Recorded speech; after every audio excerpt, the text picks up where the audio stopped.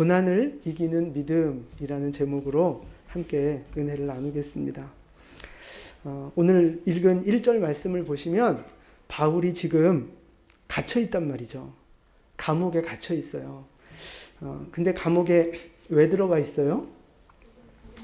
그렇죠? 복음을 전하다가 1절 말씀을 보시면 그리스도 예수의 일로 이방인에게 복음 전하다가 오늘 감옥에 갇혀 있는 거라고요. 지금 감옥에 갇힌 바울 할 말이 많겠어요? 별로 없겠어요? 많겠어요. 그래서 1절 끝에 보니까 나 바울이 말하거니와, 감옥에 갇힌 바울이 이제 뭔가 할 말이 있는데 감옥에 갇힌 사람이 무슨 말을 하고 싶겠어요? 바울의 얘기를 들어보면 힘들다, 나는 억울하다, 이제 뭐 이런 이야기를 하지 않아요.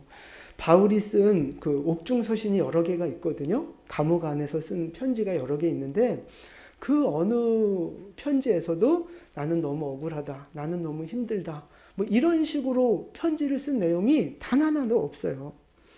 그러면 바울은 나 바울이 말하거니와 무슨 말을 시작하느냐?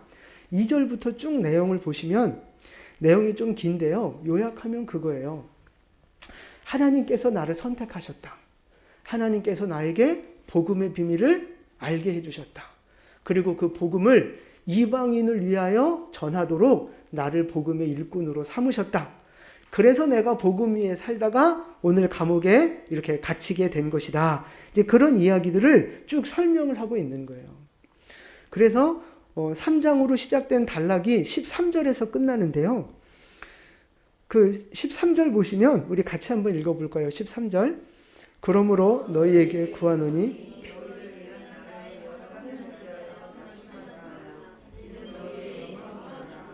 아멘. 바울 사도가 감옥에 간 것 때문에 성도들이 낙심할까봐 성도들한테 낙심하지 말라고 오히려 좀 위로해주고 있는 거예요. 감옥에 갇혀있는 바울이 감옥 밖에 있는 성도들을 위로하고 있는 거죠. 거꾸로 된 거잖아요. 보통은 감옥에 있는 사람이 위로를 받아야 될 텐데 오늘 말씀은 그렇지 않단 말이죠. 근데 바울이요, 오늘 한 번 이 에베소서를 쓸 때 한 번만 그런 게 아니고요. 바울은 고난이 올 때마다 사실 보여지는 반응이 동일해요. 다르지 않단 말이에요. 사도행전 16장에 가보면 무슨 이야기가 나오느냐 하면 빌립보 지역에 전도하러 갔다가 거기에서 감옥에 갇혀요. 그냥 감옥에 갇히는 게 아니라 엄청 매를 많이 두드려 맞고 피투성이가 돼서 동역자 실라와 함께 지하 감옥에 갇혀서 또 이렇게 착고에 매이는 아주 억울한 상황, 많이 힘든 상황을 이제 겪게 돼요. 그러면 하나님을 원망할 만도 하고 좀 자신의 신세를 한탄할 만도 하고, 그런데 바울은 감옥에 갇혀 있는 억울하게 매맞은 그 상황 속에서도 뭘 하느냐? 사도행전 16장 25절 말씀인데요. 우리 함께 봉독합니다. 한밤중에 바울과 실라가 기도하고 아멘. 피투성이가 된 바울과 실라가 하나님을 찬양하는 거예요. 그 깊은 더럽은 어두운 그 지하 감옥 안에서 누가 들을까봐 조용하게 몰래 찬양하는 게 아니고요. 다 들으라고 큰 소리로 하나님을 찬양하고 있어요. 찬양할 이유가 뭐가 있습니까? 감옥에 갇혔는데, 억울하게 두드려 맞았는데, 몸은 피투성이가 돼서 지금 너무 견디기 어려운데 도대체 뭐가 감사해서 바울은 도대체 어떤 마음으로 하나님을 찬양하고 있느냐 하는 것입니다. 어떻게 이럴 수가 있을까?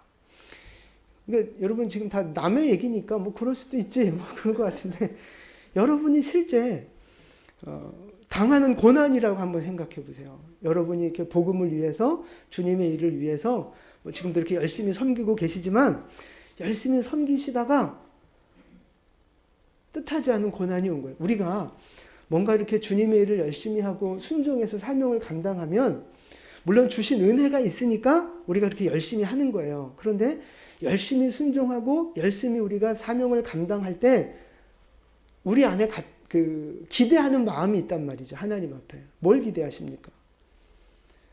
하나님이 더 큰 은혜 주시고 우리에게 더 좋은 복으로 채워주시고 순종하고 주님 나라 위해 헌신한 것만큼 하나님이 갚아주실 것에 대한 기대감을 갖고 우리는 그렇게 열심히 한단 말이죠. 그런데 그래서 열심히 했는데 나에게 닥쳐오는 현실은 뭐예요? 코로나 시기에 현장 예배, 성전 예배 지킨다고 와서 예배 드리다가 코로나 걸렸어요. 아니, 우리 교회는 없지만 진짜 그런 한국 교회 많아요. 수도 없이 많아요. 그럼 여러분 어떤 마음 들겠어요?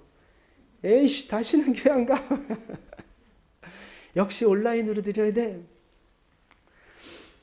코로나 걸린 것뿐만 아니라 직장에서 욕 바가지로 먹고 심하면 잘리는 사람도 있단 말이죠. 어떻게 하시겠어요? 직장 생활할 때 말씀대로 그래도 내가 적용해서 해보겠다고 술, 담배도 안 하고 뇌물도 안 주고 깨끗하고 정직하게 하겠다고 막 이렇게 하다가 찍히는 거죠, 뭐 상사한테.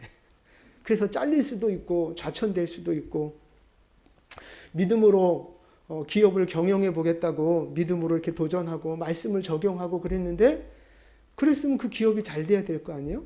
근데 사업이 부도가 나고 말씀대로 했더니 더 어려워지고 그런 일이 생길 수 있단 말이에요. 여러분 그럴 때 믿음으로 뭔가 선한 도전을 했는데 결과가 육신적으로 더 안 좋은 일들이 벌어질 때 우리 마음이 어떠냐 하는 거예요. 우리 마음이. 그래도 감사할 수 있어요? 그래도 찬양할 수 있어요? 바울과 실라는 그 상황, 요즘 우리말로 말하면 그 상황 속에서도 기뻐하고 감사하고 찬양하고 그렇게 한 거예요. 거봐요. 바울 얘기니까 그냥 그러려니 하지만 진짜 그게 현실 속에서 내 이야기가 되어지면 쉽지 않은 거예요, 여러분. 고난이 오면 우리 마음속에 어떤 생각이 들어와요? 원망, 불평, 조금 더 나아가면 하나님을 향해 분노하는 마음이 올라온다고요. 하나님이 어떻게 나한테 이럴 수 있냐고.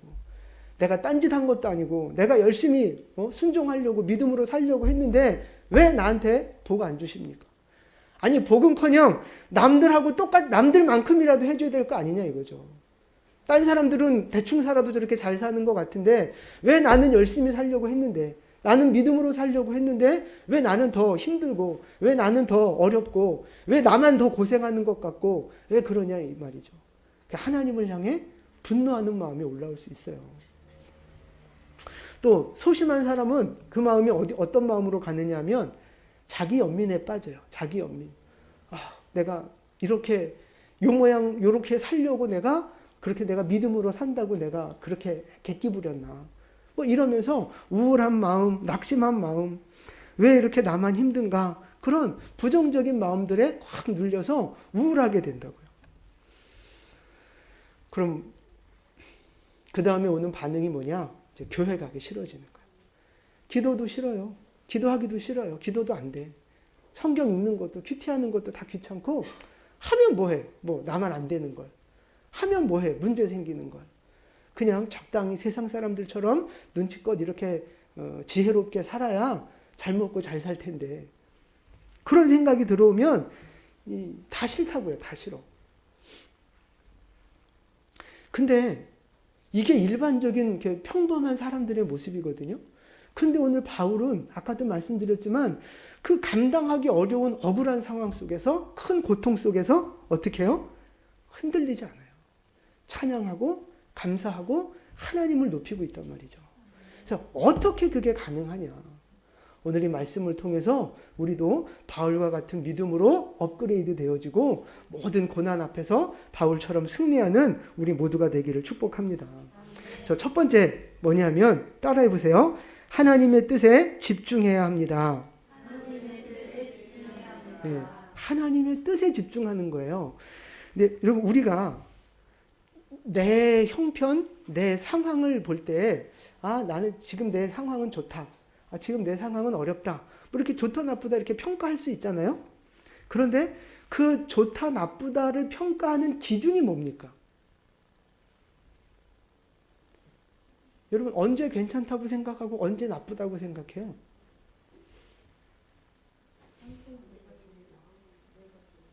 그렇죠? 돈 좀 있고 큰 문제 좀 없고 그냥 내가 편하고 좋으면 그러면 땡큐인 거예요. 그러면 지금 너무 은혜롭고 감사한 거죠.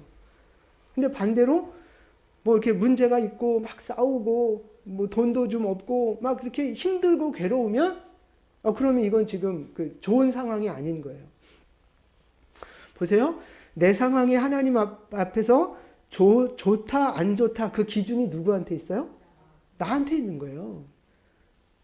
나한테 있어요. 근데 이런 자기 중심적인 기준을 가지고 오늘 바울이 자기의 형편을 평가한다고 생각해 보세요. 자기 중심의 기준을 가지고 바울이 오늘 자기의 모습을 평가한다면 감사하겠어요? 원망하겠어요? 원망할 수밖에 없죠. 감옥에 갇혔잖아요. 억울하게. 쇠사슬에 매여 있잖아요.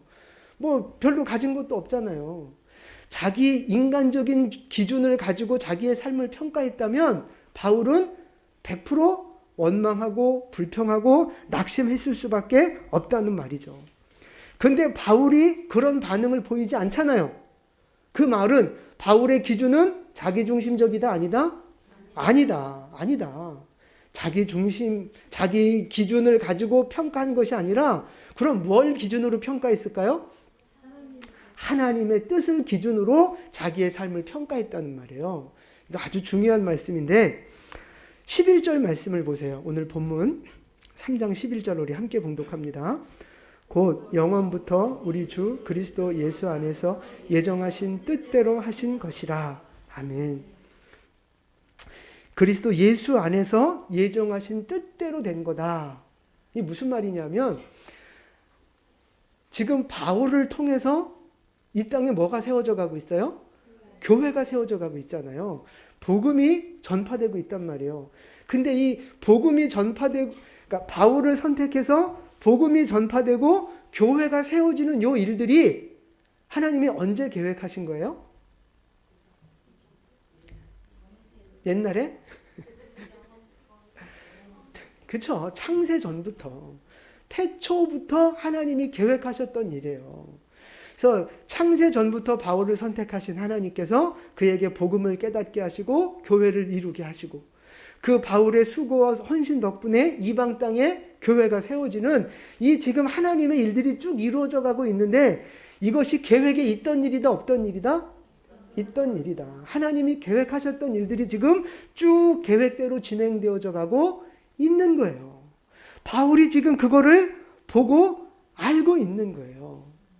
그러니까 지금 자기는 그 복음을 위해서 애쓰다가 감옥에 갇히고 어려움을 당하고 자기는 힘들어요. 그런데 하나님의 뜻이 이루어져 가고 있는 것을 보니 기뻐하고 감사하고 지금 바울의 마음이 그런 거예요.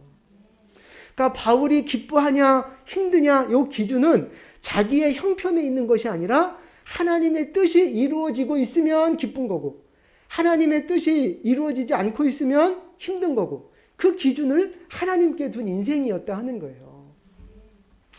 그러니까 여러분 우리에게 한번 적용해 보세요.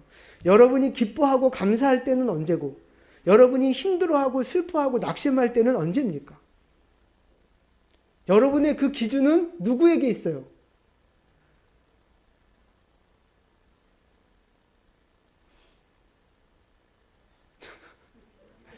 다 내가 잘 돼야 감사한 거고 아무리 뭐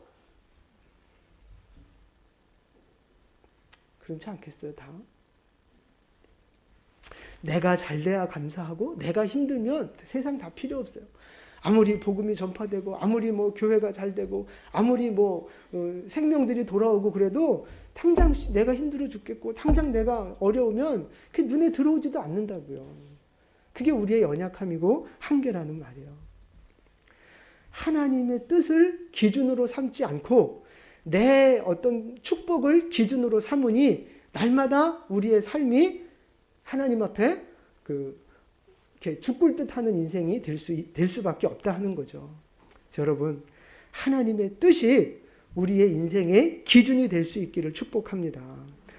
내 육신의 그 어떤 그 상황과 상관없이 하나님의 뜻이 이루어지고 있으면 나도 그것으로 인해 감사하는 거고, 하나님이 슬퍼하실 일들이 벌어지면 나도 그것 때문에 슬퍼하는, 그러니까 하나님의 마음과 나의 마음이 하나 되어지는 그런 믿음의 모습이 우리에게 있어야 한다는 것입니다.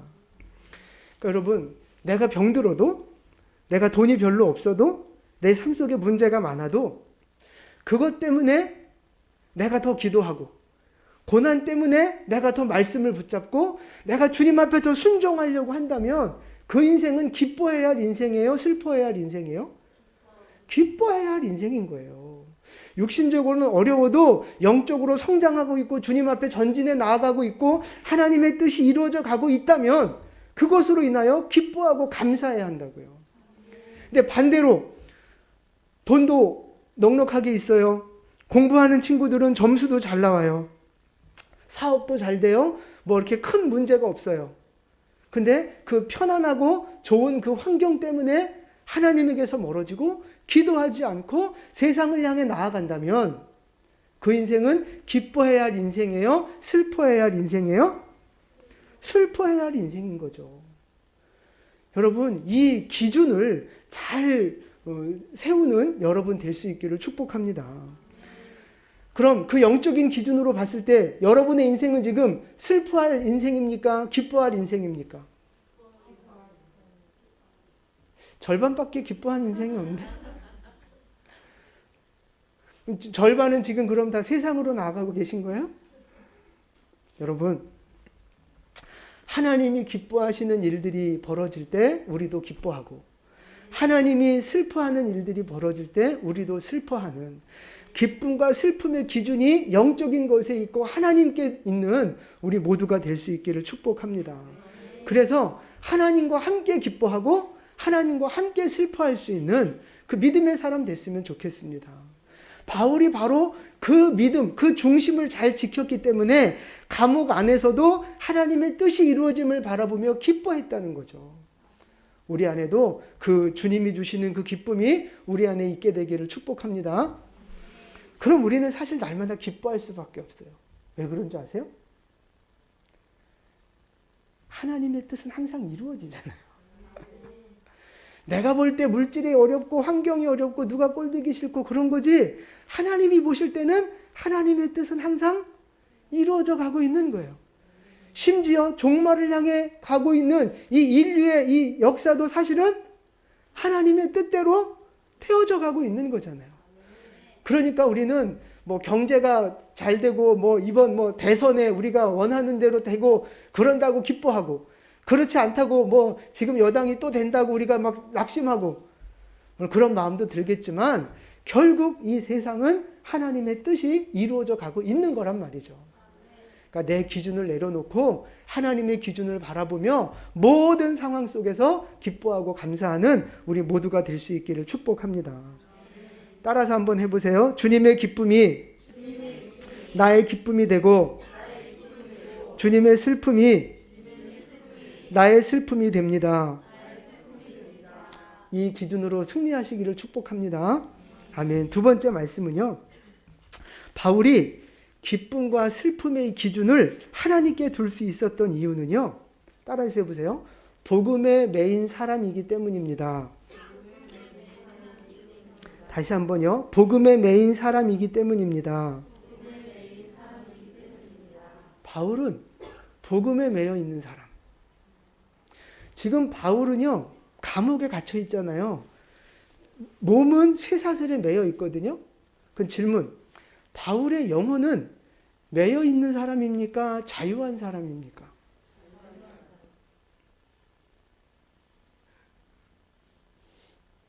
그래요? 딴 대답은 없어요?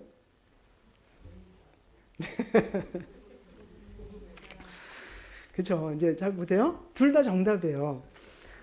바울은 복음에 매여 있는 사람이잖아요. 그리스도의 종으로 매여 있는 사람. 그러니까 자기가 살고 싶은 대로 세상의 쾌락을 쫓아 살지 않았어요. 하고 싶은 대로 살지 못하고 말씀이 인도하시는 대로, 성령이 인도하시는 대로 그리스도에게 매여서 살았던 사람이란 말이죠. 그러니까 바울은 매인 사람이란 말이에요. 복음에 매인 사람. 그런데 복음에 매인 게 불편한 거예요? 진짜 기쁘고 자유한 거예요? 솔직히 얘기하세요. 복음에 매인 게 진짜 기쁨이고 자유입니까? 속박입니까? 진짜 기쁨이죠. 그게 진짜 자유함이라고요. 그러니까 바울은 복음에 매인 사람이기도 하지만 복음에 매였다는 사실은 진정한 자유이기 때문에 매여 있다고도 해도 맞고 자유로운 영혼이라고 해도 맞는 거예요. 근데 바울만 그런 게 아니고요. 사실은 우리 모든 사람들이 다 무언가에는 갇혀서 무언가에는 매여서 종로로 타는 인생을 살고 있어요. 믿음이 있거나 없거나 상관없이, 믿음이 좋거나 안 좋거나 상관없이 모든 사람은 어디엔가 매여서 종로로 타는 인생을 살고 있다고요. 두 가지예요. 하나는 예수의 종되어 살아가는 사람이 있고 세상의 육신의 종되어 살아가는 사람이 있어요. 그 영적인 세계에 진공은 없다 뭐 이런 이야기가 있거든요. 누구에게도 매여 있지 않은 사람은 이 세상에 아무도 없어요. 예수에 매여 있든 세상에 매여 있든 우리는 어느 한쪽엔가는 매여 있는 인생이다라는 것입니다. 그래서 예수의 종으로 예수에 매여 복음에 매여 사는 사람은요. 어떤 사람이에요? 말씀 앞에 꼼짝 못하는 사람이에요. 예수의 종으로 말씀에 매여 있는 사람은요. 말씀이면 꼼짝 못해요. 성령의 감동하심이면 꼼짝 못해요. 말씀이 시키시는 대로 성령이 감동하시는 대로 그냥 거기에 매여서 그렇게 살아가는 인생입니다. 그런데 그런 사람은 세상을 향해서는 어떤 사람? 자유한 사람. 복음에 매여 있는 사람은요. 세상에 대해서 자유한 사람이에요. 돈? 조금 없어도 괜찮아요. 없으면 없는 대로 사는 거지. 부족한 대로 사는 거고요. 돈 때문에 벌벌 떨지 않는다고요. 공부한 학생들 성적 뭐 조금 안 나온다고 막 그것 때문에 벌벌 떨고 그러지 않아요. 좀 안 나오면 어떻게 해요? 다음에도 잘하면 되지. 열심히 하면 되죠. 아니면 점수에 맞춰서 이렇게 가면 되죠. 거기 너무 막 이렇게 막 하나님보다 점수가 더 우선되고 하나님보다 돈이 더 우선되고 이게 세상에 매여 사는 인생인 거예요. 근데 하나님 앞에 복음 앞에 매여 사는 사람은요. 이 세상의 것에 자유한다니까요. 돈? 괜찮 있으면 좋지만 없으면 없는 대로. 성적, 직장 다 마찬가지예요. 또 특별히 그 외모도 마찬가지예요. 외모. 생긴 대로 그냥 살면 되지. 뭘 그걸 쏘고 째고 뭐 갖다 끌어당기고 이런 거 왜 하냐고. 세상에 하나님이 웬만큼 살 만큼 이렇게 다 만들어 주셨잖아요. 복음에 매여 있는 사람은요, 그 별로 신경 쓰지 않아요. 생긴 대로 살면 되지. 저도 뭐 이렇게 염색을 했지만 이게 제 의지를 한 게 아니라 그냥 생긴 대로 살면 돼, 웬만하면. 근데 이게 복음에 매인 사람의 특징, 세상을 향해 너무 자유해요. 근데 거꾸로 육신의 종으로 사는 사람, 세상에 매여 사는 사람은요, 돈 앞에 꼼짝 못해요. 세상적인 사람들이 어떤 판단과 사람들이 어떤 그 평가에 막 벌벌 떠는 거예요. 그래서 사람들이 말하는 대로, 돈이 시키는 대로, 자기 쾌락이 시키는 대로 거기에 얽매여서 살아가는 거예요. 그래서 막 무조건 어떻게든 막 점수 나와야 되고, 어떻게든 내가 돈 벌어야 되고, 내가 어떻게든지 제일 예뻐져야 되고, 내가 어떻게 해서든지 내가 1등 돼야 되고, 내가 사람들 앞에 무시당하지 않아야 되고. 여러분, 그게 사실은 다 세상에 매여 있는 거예요. 매여 있는 거. 종로로 타는 거라니까요. 세상의 종로로, 사람의 종로로 타는 사람들. 근데 이런 사람은 뭐에 대해서 자유해요? 하나님 앞에서 자유한 사람들. 그래서 좋은 뜻이 아니에요. 하나님 앞에서 자유해요. 그러니까 무슨 말이냐면 기도하고 성경 읽고 하는 거 자유로워. 그냥 뭐 좀 바쁘면 안 할 수도 있는 거지 뭐. 예배? 아유 바쁘면 좀 빼먹을 수도 있는 거지 뭐. 자유로운 거예요. 자유로워. 세상에 얽매여 있는 사람은요. 하나님 앞에서 지 마음대로 살아요. 지 마음대로. 하고 싶으면 하고 말고 싶으면 말고. 헌금이든 사명이든 예배든 영적인 거 너무 자유로워. 기분 좋을 때만 해.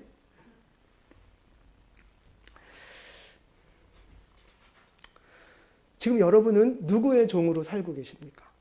복음의 메인 그리스도의 종으로 살고 계십니까? 아니면 세상의 메인 세상의 종으로 살고 계십니까? 누구의 종으로 살아가는 것이 진짜 행복이에요? 예수의 종으로 말씀에 사로잡혀 살아가는 인생이 진짜 복된 인생입니다. 사람은요, 세상의 종노릇하면서 세상의 것을 많이 가지면 행복할 거라고 생각하는데 천만의 말씀입니다. 진짜 하나님이 원하시는 행복한 인생을 살지 못해요. 세상에 매여 살아가는 사람은요, 사람의 종노릇하는 사람은요, 진짜 하나님이 원하시는 행복, 그걸 누리지 못한다니까요. 그러나 복음에 매이고 예수에 매여 살아가는 사람은 진정한 기쁨, 진정한 자유, 예수 안에서의 진정한 행복을 누릴 수 있게 되는 줄로 믿습니다. 예수의 종으로 살아가는 여러분 되시기를 축복합니다. 그래서 세상을 향해 막 자유하게 살아야죠. 세상에 묶여갖고 하나님 앞에서 겁없이 자유롭게 살다간 한 대 의도 터진다니까. 우리 옆에 분에게 인사하세요. 예수의 종으로 살겠습니다. 네. 여러분, 어떻게 하면 세상의 종로를 타는 걸 끊어버리고 하나님의 종으로 살아갈 수 있겠습니까?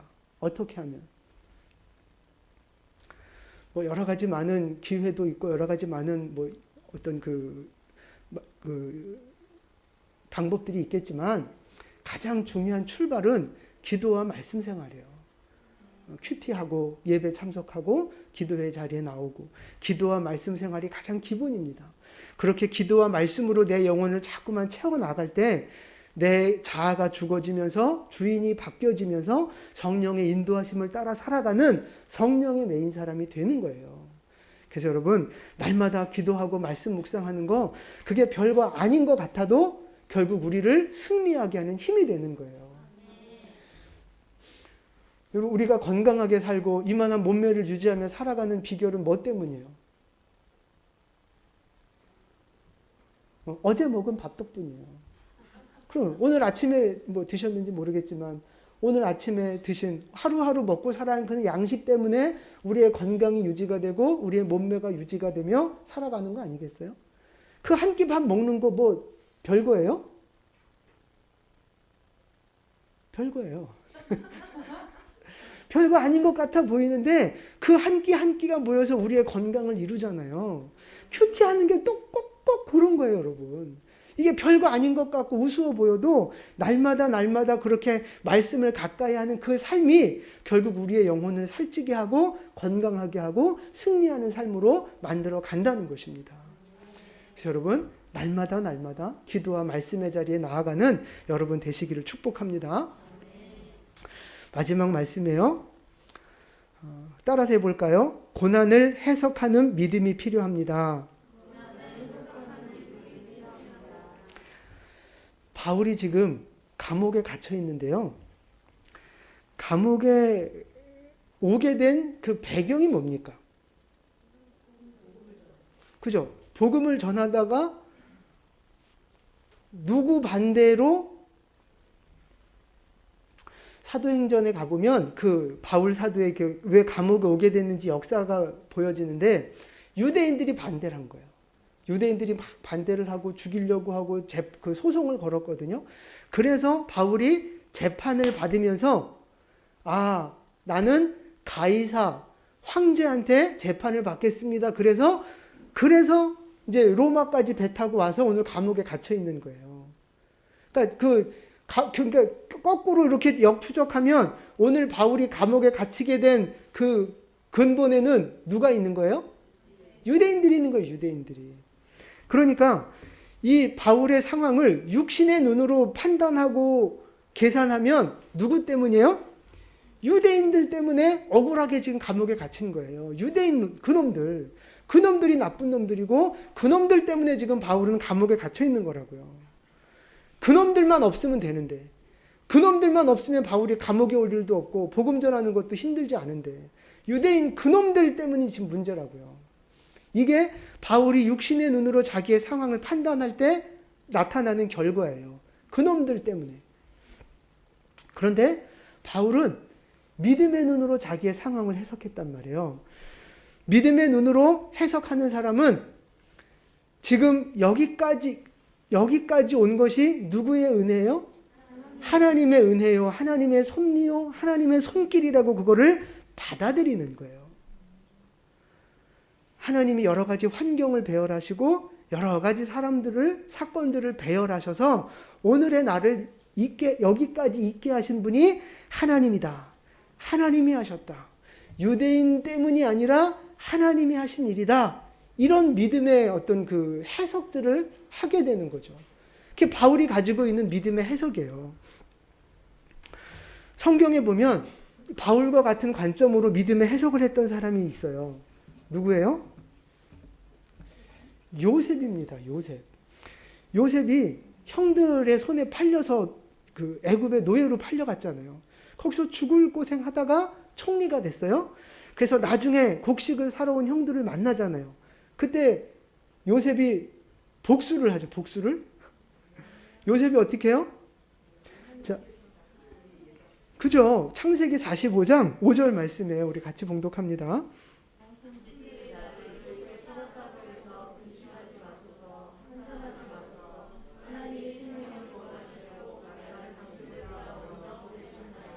아멘. 형들은 쫄아 있었거든요. 야, 요셉이 이제 우리 복수하면 어떡하나. 그러니까 요셉이 얼마든지 복수하려면 할 수 있었죠. 근데 요셉이 가지고 있는 생각은 뭐였느냐면 내가 애굽에 이렇게 오게 된 건 현실적으로 육신적으로 보면 형들이 팔아넘긴 건 맞는데 그거는 하나님이 나를 애굽으로 보내시기 위해서 형들을 도구로 사용한 것뿐이지 근본적으로 나를 애굽에 오게 한 것은 하나님이다. 하나님이 나를 보내셨다. 형들은 도구일 뿐이다. 그렇게 믿음으로 해석을 하는 거예요. 자기의 인생을 믿음의 눈으로 하나님을 적용해서 해석하고 있는 거예요. 그러니까 형들한테 복수하고 형들을 정죄할 이유가 없는 거죠. 근데 만약에 육신의 눈으로 해석을 해서 형들 때문에 내가 얼마나 고생했는 줄 알아? 그러면 어떻게 하면 돼요? 그 자리에서 형들의 모가지를 자르면 되는 거예요. 보세요. 자기의 인생을 육신의 눈으로 해석을 하면 저 사람은 죽어야 되는 거예요. 근데 믿음으로 해석을 하면 저 사람 덕분에 내가 잘 된 거예요. 저 사람 덕분에 내가 하나님의 뜻 가운데 있는 거예요. 어떠한 그 관점을 가지고 인생을 해석하느냐에 따라서 생명을 살리는 복된 인생이 될 수도 있고 생명을 죽이는 죽음의 인생이 될 수도 있다는 거죠. 그럼 여러분, 지금 여러분이 겪고 있는 고난도 한번 생각해 보십시오. 지금 여러분이 갖고 있는 고난이 있잖아요. 뭐 물질의 고난, 어떤 관계의 고난, 가족들 간의 고난, 뭐 여러 가지 고난이 있을 수 있어요. 여러분, 그 고난 누구 때문입니까? 남편 때문 아니에요? 내가 저 인간만 안 만났어도 내가 그날 그 미스터 김을 만날 걸. 지금 여러분이 겪고 있는 고난 누구 때문이냐 하는 거예요. 배우자 때문 아닙니까? 내 자식 때문 아니에요? 내 부모 때문에 그런 거 아니에요? 부모를 잘못 만나서? 아니면 내가 내 새끼 저렇게 안 키웠는데 이상한 새끼가 나와가지고 막 저런 속색이고 지 애비 닮아서 지 애미 닮아서 내가 겪고 있는 고난 누구 때문이냐고요. 육신의 눈으로 보면 그 사람 때문에 진짜 그럴 수 있어요. 저 인간 때문에, 저 인간이 너무 성질이 더러워서 맨날 슬퍼 마셔서 뭐 사기를 당해서 저 인간 때문에 그럴 수 있어요. 육신의 눈으로 보면 얼마든지 그럴 수 있어요. 또 그게 사실일 수도 있어요. 근데 여러분, 내가 그 사실에 매달리잖아요. 육신적인 평가와 육신적인 해석을 갖고 내가 그 사실에 매달리면 어떻게 돼요? 결국 그 인간은 없어져야 하는 인간이 되는 거예요. 왜? 너 때문이니까. 너 때문에 그런 거니까. 네가 문제니까. 너만 없으면 돼. 네가 모든 책임을 뒤집어 쓰면 되는 거예요. 마치 바울이 감옥에 갇힌 것이 유대인들 때문이다라고 뒤집어 씌우면 딱 좋은 것처럼 그렇게 되는 거죠. 여러분, 그게 하나님의 뜻일까요? 아니라고요. 하나님이 원하시는 건 그게 아니에요. 하나님은 우리가 우리의 인생을 믿음의 관점으로 해석하기를 원하신다는 거죠. 하나님이 내 안에 뭔가 하나님의 뜻을 이루셔야 되는데 그러기 위해서는 이 사람도 필요한 거고 이런 환경도 필요한 거예요. 때로는 고난도 필요한 거고 때로는 좋은 일도 필요한 거고. 그래서 오늘 내 안에 이런 하나님의 뜻이 이루어지게 하시는 거죠. 이 믿음의 눈이 열려지면 저 사람 문제예요, 아니에요? 아니에요. 저 사람이 문제가 아니에요. 저 사람을 통로로 해서 하나님의 뜻이 내 안에 이루어지게 하는 거죠. 저 사람은 나를 위해서 수고하는 사람. 저 사람은 하나님의 도구로 쓰임받는 사람.